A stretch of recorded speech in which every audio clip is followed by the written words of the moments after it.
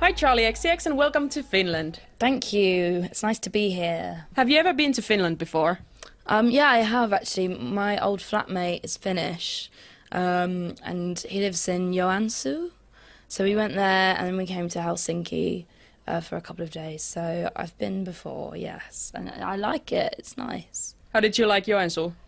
It was kind of cold, well, really cold, like, and really snowy, and kind of like creepy as well. Like we kind of like went went through the woods at night and stuff like that, and it was kind of spooky. And he lives in like a tiny village where there's like no one, so it was kind of weird. And the person in the house opposite him was like murdered or died. It was like something really weird. I don't know. So it was kind of creepy, but it was fun. It was cool. So you had a nice first encounter with Finland. I did. No, I like it here though. It's cool. I do like it. I like it. But let's talk a bit about you. You were first introduced as an artist on our channel last fall, and back then your single "You're the One" was picked as a track of the week by one of our DJs. But you have been singing since you were 7.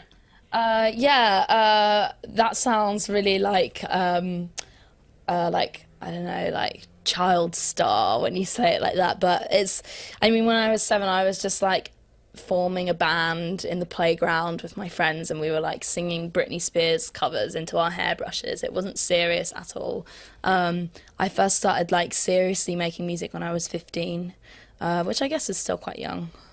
And you released your first single when you were 15. I started putting stuff on MySpace, and this guy who was running a lot of raves and warehouse parties in London contacted me and asked me to come and play. So every weekend I'd drive up to London from where I live to go and play these parties, and I kind of got into the scene then, I guess.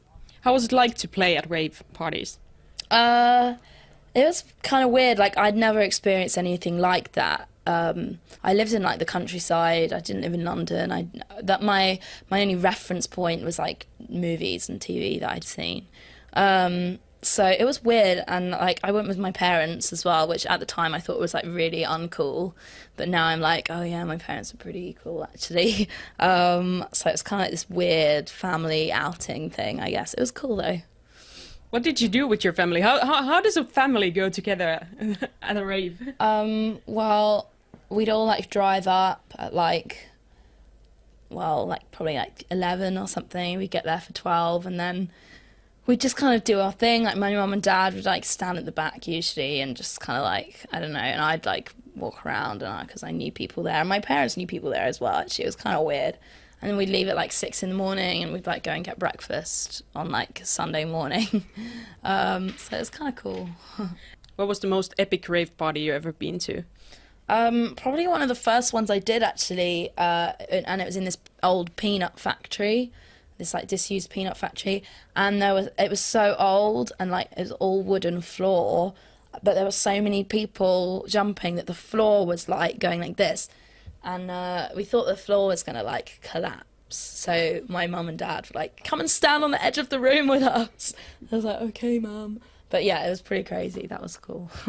And you were really young when you signed with a record label. How was it like to get sucked into the music business at such a young age?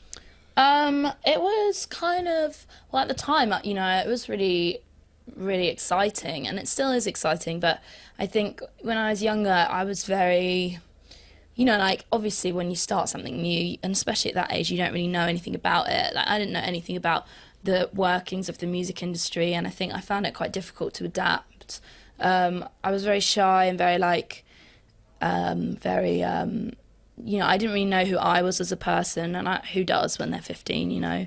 And the whole thing was just quite, like, extreme and traumatic sometimes, because I feel like there's definitely, like, highs and lows in this industry, and when I was 15, I took that really personally, and like I couldn't take criticism well and stuff like that. So it was kind of weird, but I feel like now I'm kind of cool with it. You know, like I know what to care about and what not to care about and things like that.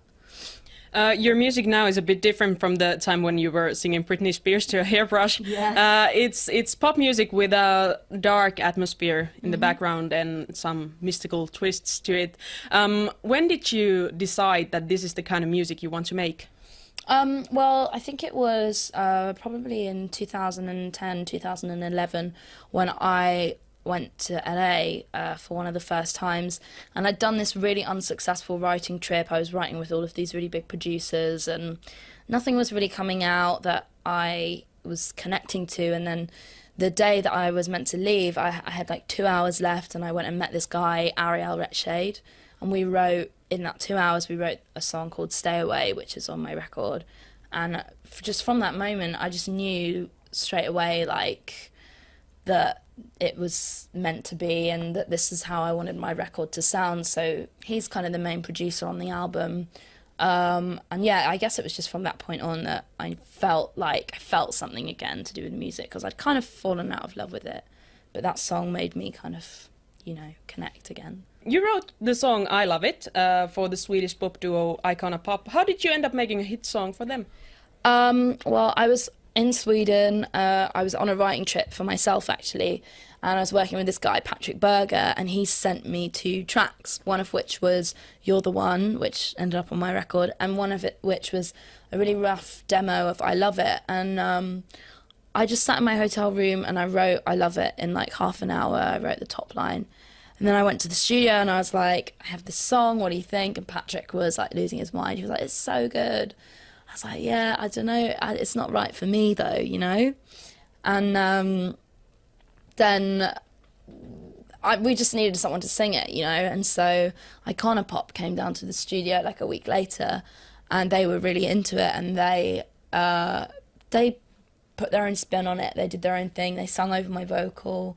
And they took it to like a whole nother place, and now it's becoming a hit. And I'm like, yes, it's good. It's cool. It's really cool. Okay, but here in Studio B, we're going to hear one more song for you, which is called What I Like. Why did you choose that song? I think it's coming out next. I think it's going to be on iTunes as like a pre-download, I think. I don't even know if I'm meant to say that. But and it's one of my favourite from the record, so I hope you enjoy it.